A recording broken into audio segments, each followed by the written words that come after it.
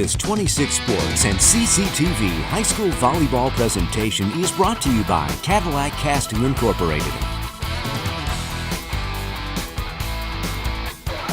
I definitely want to hear the rest of that story. Yeah. Welcome back to McBain High School. Jay Simon alongside Sean Murphy. Ramblers lead it 2-0 over the Houghton Lake Bobcats. And right now, everything just clicking for the Ramblers here on their home floor as they won it 25-12, 25-11. And Larry Kelly, the coach of the Houghton Lake Bobcats, no doubt trying to pull something out of his vast experience to try to help his Bobcats answer the bell here in Game 3. And we know that defense is a strength for these Bobcats, but I think the fact that the Ramblers really in system, that's the biggest key here. Their passing has been on point, and they have been in system. The Bobcats haven't really been able to do much to take them out of system. They're getting passes to Brooke Richards where Richards wants it, and she's been able to use all of her weapons. Yes. And yes, we've kind of given her a hard time about the 4 missed serves, but she is setting some nectar, and the Ramblers are putting it down. Is it 4 or 5? He's going to kill you. I think she's only got 4. Oh, okay. Yeah. Now, I noticed in between the games there, senior Madison Flick for Houghton Lake kind of getting her team together, saying, guys, let's go. And, I think some of them, at this point in time, it's real easy to kind of hang your head a little bit. But as a senior, she's trying to get them back on track. And speaking of on track, that is a train coming down the tunnel in the form of Riley Eisinga as she laces one cross court. Carly McGillis coming back in. Yep, McGillis will play the front row, and they'll let Skierbeck rest up that. She's got ice on that foot. Her night's done, likely. Yep. Probably a smart move. Yep, absolutely.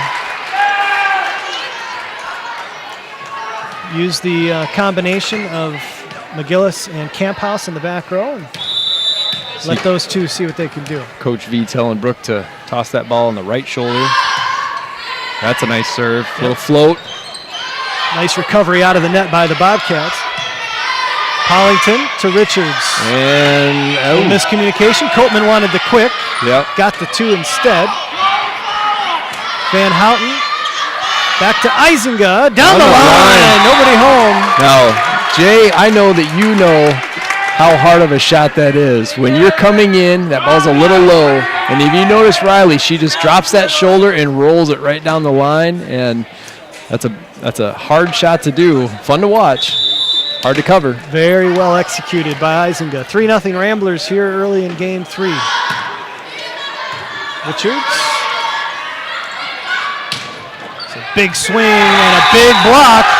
McGillis and Copeman with the wall, stopping Madison Flick's attempt.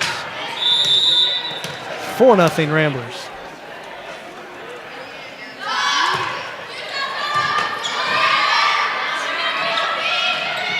Oh. Interesting dig by That was Richards. And Copeman off the block. The machine gun dig right there.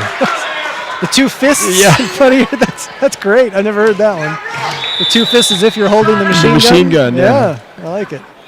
Well, it was a little low. She didn't want to trap it and got enough of it to allow them to win that point. Pollington with the nice dig. Richards with 2 options, gives it to Copeman. Nice dig, though, on the other side by Grizak. Richards again outside for Eisinga. Roll shot and finds the open floor. Well, Alexis Souter, the sophomore, working really hard over there. She is, yep. Both of these liberos, we haven't mentioned Pollington's name too often. Kennedy Pollington. Claire Pollington's an 8th grader, plays with my daughter. Kennedy Pollington, the junior. Liberos don't get a lot of credit. They don't. Normally. They do a ton of work. They work so hard. Richard sends that one a touch long. I think the only people that don't work hard on the team are the outside hitters.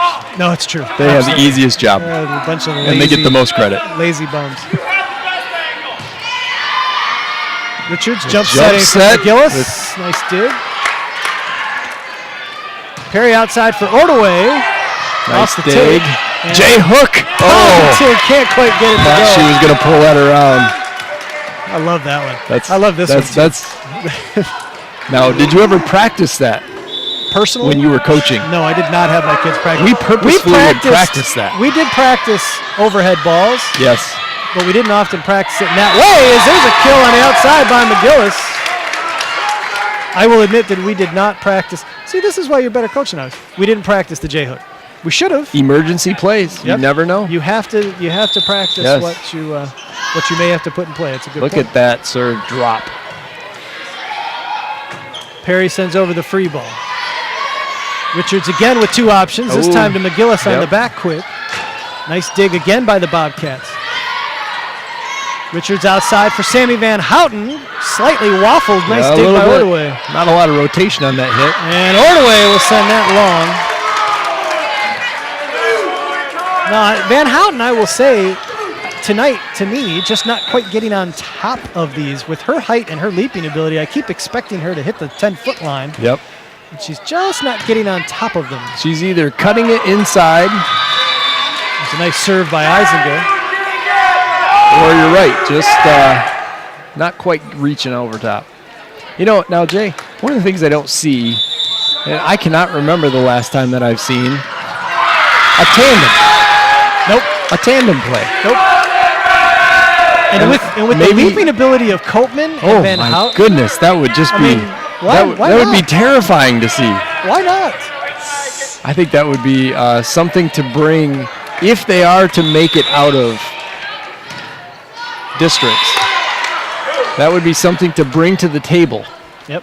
Maybe Coach V, if she's watching, listening later on, throw a tandem in there. Just see what happens. I mean, you watch as the miscommunication there. Copeman not in the area, but the Ramblers still lead it 10-4. With Copeman's leaping ability, with Sarah Maley up front, yes, you got to respect them both. Yes. I mean, that ball is sent just wide by Van Houten, so the Bobcats will get it back. 10-5. Ramblers with the lead here in Game 3. They have a 2-0 lead in the match. Nice back set to McGillis. Nobody home, and she puts it down.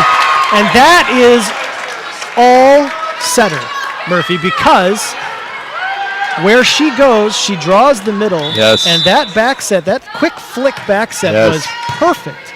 And McGillis got to swing with nobody blocking. Ordway rejected by Sarah Maley. I think that's 2 solo blocks by Sarah Maley so far. McGillis was up. You she was up there. You got to give her half. You got to give her the block assist. She was up. Doesn't matter if you touch it. As Abby Eagles, now Abby Dazoo, would remind me incessantly, even if she didn't touch it. If I'm up there, Coach, that's my assist. Block. That's an assist. Yeah, that's true. 13-5 Ramblers. Perry has to send it over. Richards in the middle for Maley. Nice dig there from Lainey Meigs. Another nice dig. Look at that. Eisinger just pulling the heat off of it. Get up there. And the scrambling Bobcats can't send it back. Some great digging, Murphy, going on both sides of the net right now. Now, Jay, just to piggyback off of what you were talking there, as a setter and a highly trained setter, there's a kill from Kelly Ignat, sophomore. They can trick that blocker, and blockers are trained to track the ball from the ball to the setter to the ball to the hitter, and follow that progression. And a good setter will trick that blocker and get them flat-footed to where they are not in the position to block, just like that right there. Cannon from McGillis, dug nicely. Now the overpass sent back. McGillis will send it outside for Van Houten, who gets on top of it. That is what we call judicious use of the tape. That's another great word. You're up to about, I think you've got more good words than Brooke has missed serves.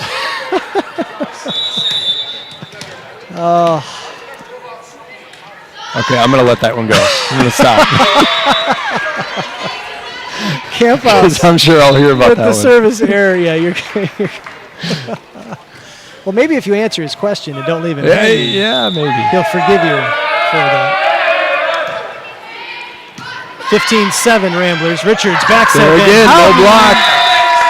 And drops it again off the tape, but Madison Flick is right there, but she pulls off the net. Van Houten, the jump float. Nice pass. Back Weak set side right off the swing. block. Come back to her, Just but outside the Sarah Barnes antenna. sends it outside the antenna.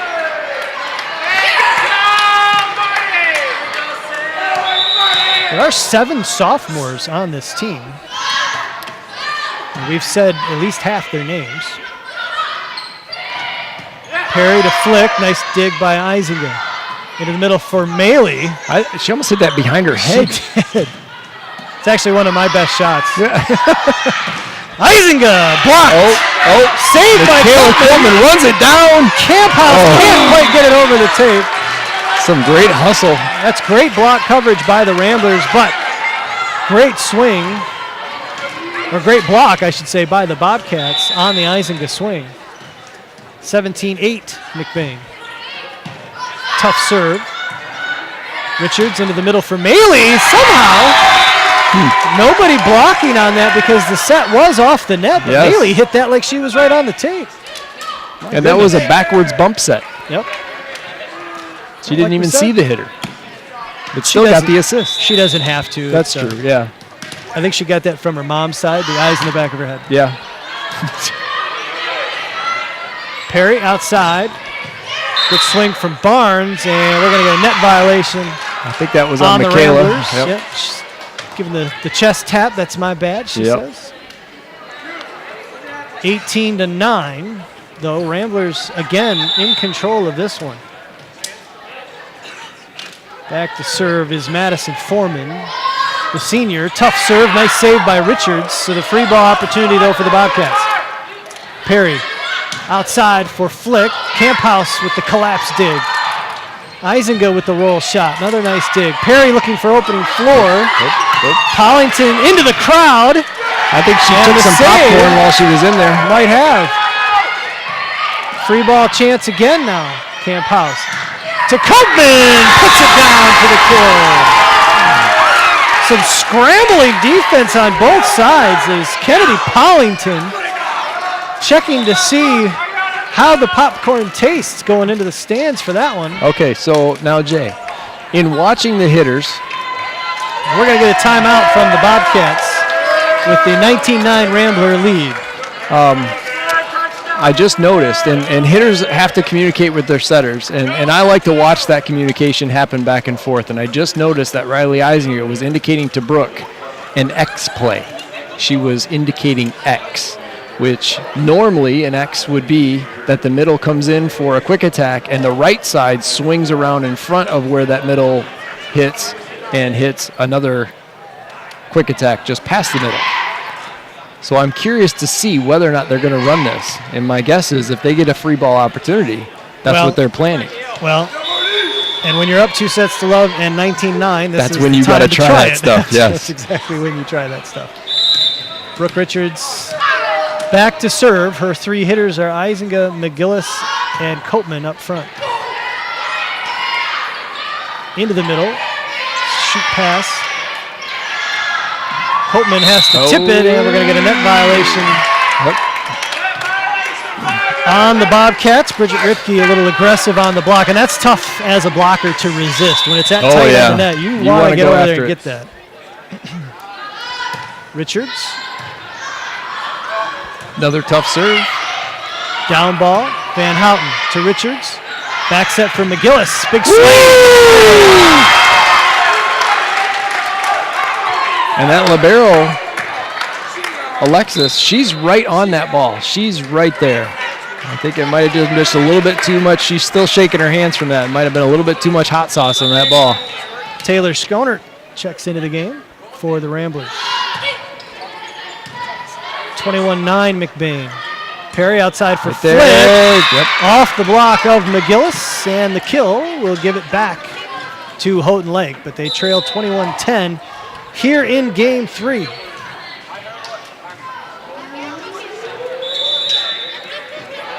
Flick back to serve. Good pass from McGillis. Back set for Eisinger. Roll shot. Dug, but not enough on it to retrieve it for a front row teammate. And it's a 22-10. Oh, come on, Verberkmos. Leave her in there. You want your defensive specialist in the front row. Take a swing. Let her take a swing. Oh. Well, maybe not with that kind of swing coming on the other side. Van Houten waffles that one out. Bridget Ripke, I think Schroner probably sat down and went, yeah, thank you for not leaving me up there blocking against Ripke. It's a very good point. You forget about that aspect of it. 22-11 now.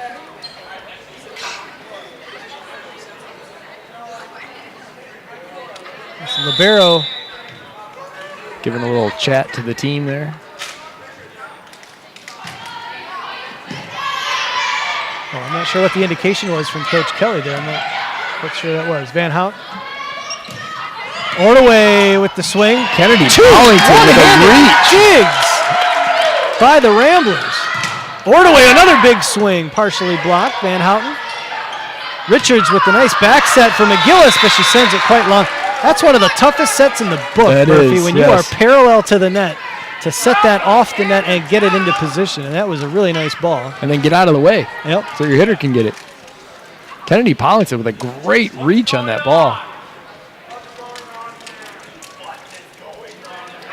22-12. I think the R1 wondering if the libero is going to sit down or what might be going on with her. I think the coach is technically the only person allowed to stand on the bench. Might be looking for a yellow card. Trying to get his team fired up. Richards, Van Houten off the tip of the block, dug up by the Bobcats.